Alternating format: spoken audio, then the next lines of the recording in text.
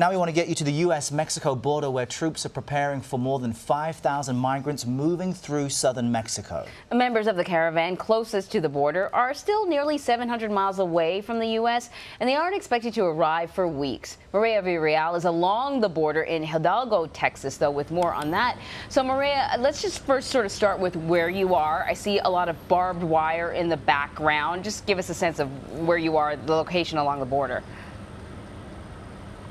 So right now we're standing on the banks of the Rio Grande River. Right above me is actually one of the busiest U.S. ports of entry in the United States. People are actually in line waiting to ask for asylum. Right above me you can actually see this is almost like a secondary checkpoint where customs agents are actually talking to people as they are waiting in line. And as you mentioned, right below me on the banks of the Rio Grande is this new barrier, this barbed wire fencing that was just put up over the last few days by about roughly 100 U.S. troops that are now here in the Rio Grande Valley. They chose this spot specifically because, as you can see, there is just water bottles, there is food wrappers, trash, there was even articles of clothing, shoes that we saw.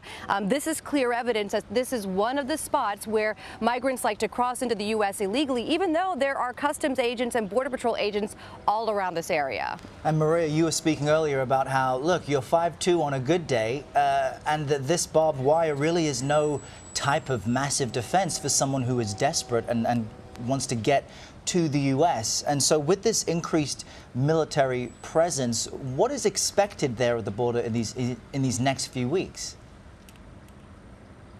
You know, look, if you talk to people who are on the side of the Trump administration, for example, supportive of his decisions, they will say that this, yes, is a symbolic a position to put, you know, barbed wire fencing. It's to show people we mean business, we are serious, there is a presence here. But for those people who are on the opposite side of that opinion, they say this really does nothing but waste our money and waste our troops' time. You know, you can actually see, I mean, look, this will slow people down, but who's to say that you can't bring over some wire cutters? Who's to say that you can't bring over a fence that can just jump right over? Who's to say that you can't slide underneath with some clothing, articles of clothing, tear that up? So, you know, this is going to slow people down if they try and get through, but it may not necessarily stop people. As far as the military presence, I know that they're here in different parts of the Rio Grande Valley. They are doing different types of drills. They are supposed to be helping out by air as well as on foot. We saw some of the military here yesterday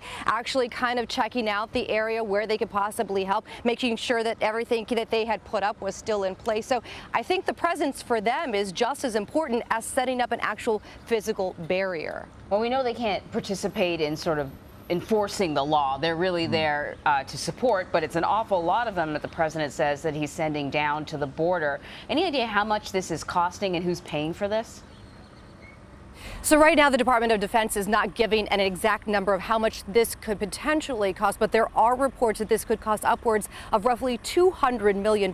Here's why. If you're talking about sending roughly up to 15,000 troops to the southern border, it's not easy to get down here, and there aren't a lot of places for them to stay. For example, military bases here along the southern border. So they're going to have to be put up in different places. We're hearing that there's possible hotel costs, there's obviously transportation costs, fuel costs. I mean, so you add all of this up, and it could be a very costly deployment for the Trump administration. All right, Mireya Villarreal there. Thank you very much.